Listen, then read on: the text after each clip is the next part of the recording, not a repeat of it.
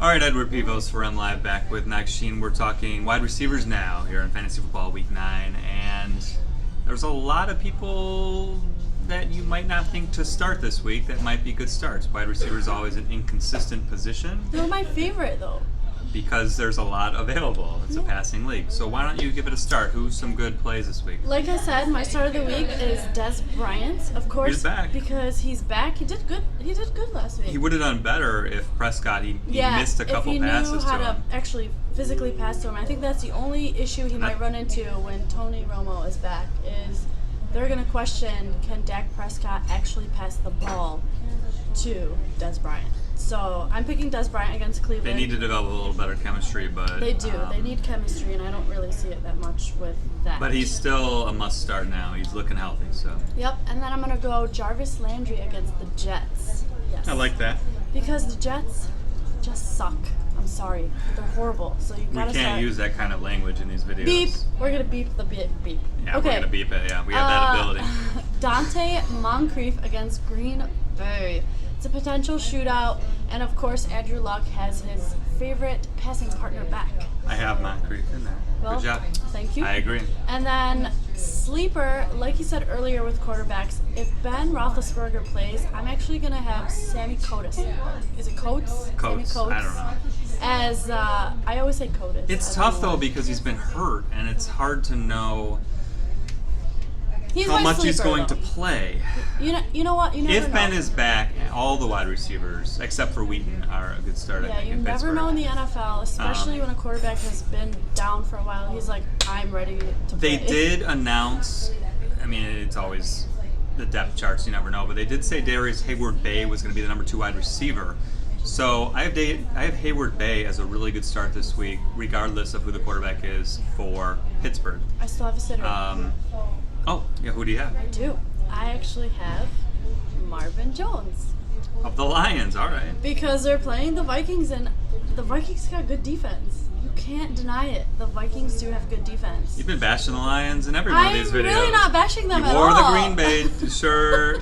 Lions, I am not bashing don't them. start Stafford, don't start Jones. They have no running backs. I'm stating facts.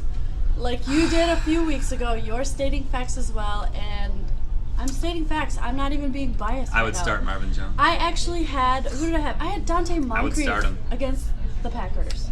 So I'm not being biased at all. I would start Marvin Jones. All right. No, I sit Marvin Jones. You told them to sit Antonio Brown, and what happened? I don't know how many. I don't know how many better options. Don't listen to him.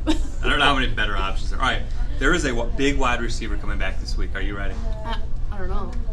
Am I ready? I am starting him. Uh-oh. He may not do much this week, but he may be on your free agent list. Corey Coleman of Cleveland is coming back. Fresh off a 20-plus point game in week 2 before he broke his hand. He was the star of that team. He was the number 1 with McCown at quarterback. McCown looks like he's going to be back at quarterback again this week. They have good chemistry. Corey Coleman is a very talented rookie. I think he's a must start. We'll see. If he gets enough snaps. He just had a broken hand, so obviously he's been in good physical shape, running and getting in shape. He's practicing in full. Keep an eye on him. He might be a good play this week. Michael Thomas at San Francisco of New Orleans. He's been fairly consistent this year in getting some targets and some receptions with an occasional touchdown. I like Diggs. Diggs returned last week finally. Finally, after doing nothing for a month. I actually started him last week, and you told people to sit him. I started him. No, I said look out for Diggs, but so I think I said to start him. We'll have to go back to the tape. I think I said to start him, but don't ever sit Stephon Diggs. He's been bad until last week, though. He finally came back. He had one game where he literally looked like he was Antonio Brown Jr. I know, well, I know he did. He did. And I have Moncrief. He had a good game last week in his return. He's Green Bay's. Should be a shootout.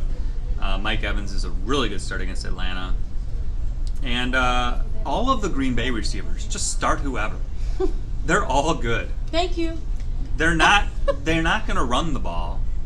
They have no run game right now. Rodgers led the team in rushing last week, so 33 he may throw 50 times again this week. You could feel good at starting any one of their 4 wide receivers. Now, obviously, all 4 aren't going to get a touchdown, or all 4 aren't going to get 10 targets, but 2 or 3 of them could do well, and they have been. So it's not a bad start to start any of the Green Bay receivers. But watch out for injury because Cobb was injured last week with a hamstring, so watch out for that.